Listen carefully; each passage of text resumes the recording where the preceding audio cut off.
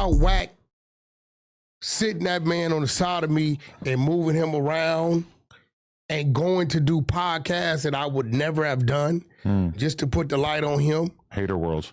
I would have never done that shit.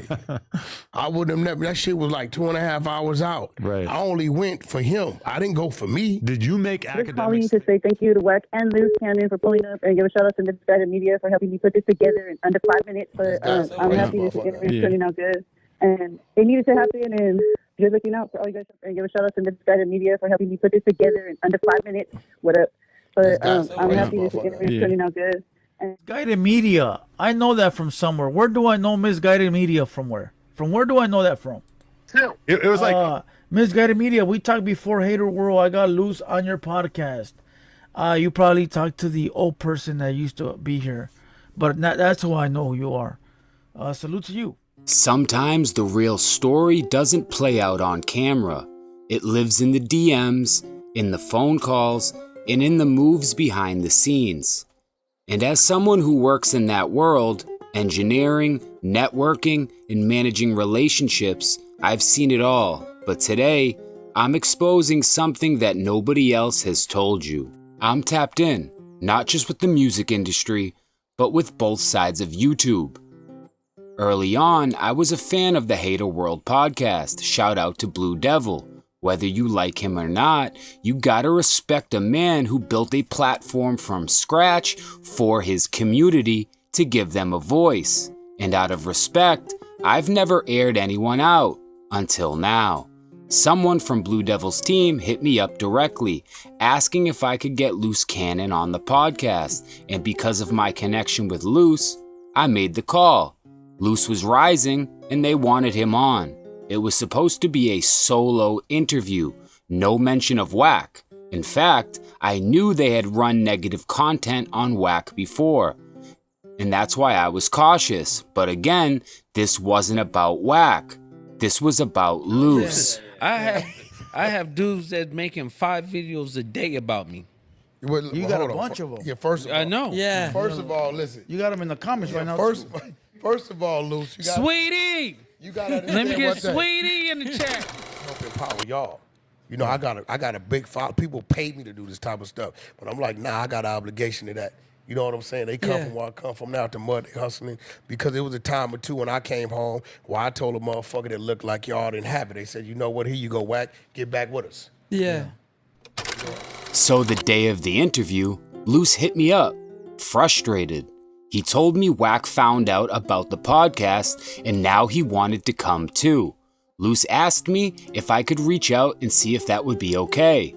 I hesitated. I knew WACK might be a problem, but to Blue Devil's credit, he was open to it. He didn't talk down on anyone either. He just saw potential for legendary content, and let's be real, it was. The episode was fire. Both sides were respectful. It bridged a gap. WACK played it cool on camera, but that wasn't the end. Nah, that was just the bait. The very next day, WACK pulls a fast one. He goes live on his own YouTube channel and tells LUCE to bring Blue Devil on the stream. I get the link from LUCE and I forwarded it to Blue. No red flags. We thought this was just another content push. I ain't taking shit down, homie. Okay, so why you didn't call me the police when I was right there, bro? Bro, look, you should have done your research the same way I should have done my research. Yeah, you knew where you were going. Come on. None of your You came on your platform. Why you didn't call me the police when I was right there, bro? Bro, we told you. In real life, dude is who he is. What? Why you didn't call me the police when I was right there, bro? Bro, you came in very respectful, so we gave you that same respect. No, I came in because I didn't know none of that was going on. I Well, you thought I should was have. addressing some racist shit. You addressing all kinds of shit. I'm coming in to address, I'm not a fucking racist. Also address that you're not a rat because you're not working with. They can say what they want. Without WACK sitting that man on the side of me and moving him around and going to do podcasts that I would never have done just to put the light on him. Hater worlds. I would have never done that shit. I would have never. That shit was like 2.5 hours out. Right. I only went for him. I didn't go for me. Did you? Oh, bro, did you call me a rat? Bro, I'd have socked your ass out, homie. On Pyru, nigga. And blood, I come up there today. Blood, did you hear? Hey, listen, hey, check this out. Blood, we can get out on the date, head up. You'd have called me a rat, and you know it, nigga. Who called you a rat? Your ass out. Who called you a rat? We can get out, homie. On Who called you a rat? Nigga, I'd have sucked your ass out. I said, who called you a rat? You calling me a rat, nigga. I Fuck said, your who body, called yo. you? Fuck what you I said, called who me, called you a nigga. rat? WACK flipped the script, started snapping, disrespecting Blue Devil and his barrio, disrespecting the Raza community. And right there, the damage was done. See, LUCE isn't racist. He loves the Raza community, and that's why he agreed to do the podcast in the first place. But now his name was being dragged through the mud because of WACK's agenda. LUCE felt played because he was played. WACK used that podcast not to build, but to break. That night, the Hater World showrunner, the same person who asked me to get LUCE on the podcast, texted me, excited, said the episode went amazing. I sent that to LUCE, thinking, cool, this is gonna build a bridge. Boy, was I wrong. LUCE, also excited for how well the podcast went, sent it to WACK. When WACK saw the message, he used it and weaponized it. He posted it on his Instagram like it was some betrayal. Suddenly, Blue showrunner gets fired over that innocent message, a message she sent just to show both sides were happy. Now let that sink in. This wasn't strategy, that was sabotage. WACK didn't just play LUCE, he played me. He played the showrunner, and he used everyone's good faith to push his own weird agenda. Sound familiar? And here's what nobody is saying. Before LUCE, WACK wasn't moving like that online.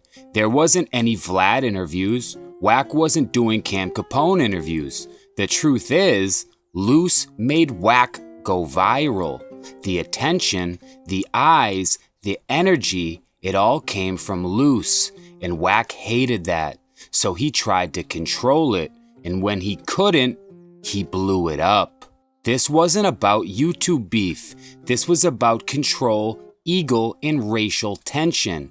This was about WACK making dirty plays behind the scenes and trying to destroy someone else's opportunity because he wasn't the center of it. WACK and Adam told you WACK set up that podcast for LUCE. Without WACK sitting that man on the side of me and moving him around and going to do podcasts that I would never have done just to put the light on him. Hater world. I would have never done that shit. I would have never. That shit was like 2.5 hours. Canyon for pulling up and give a shout out to Misguided Media for helping me put this together in under 5 minutes. What up? But I'm happy this interview is turning out good.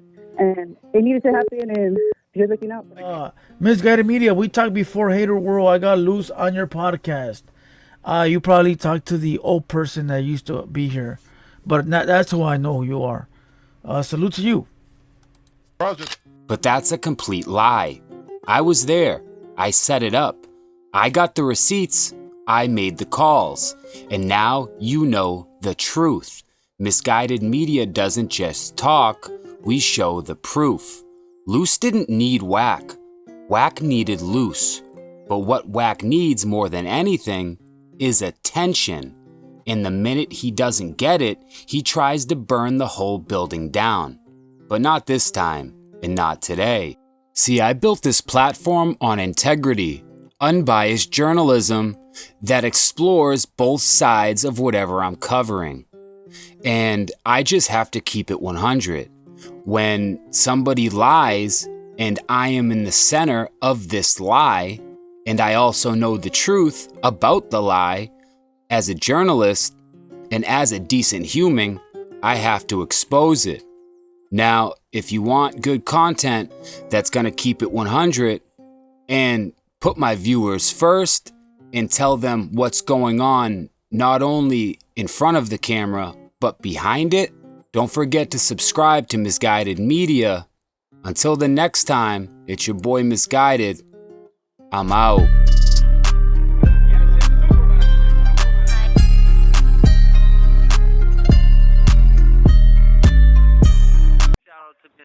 this your boy Loose Cannon. I'm still locked and loaded in the federal penitentiary, and we keeping the streets on fire.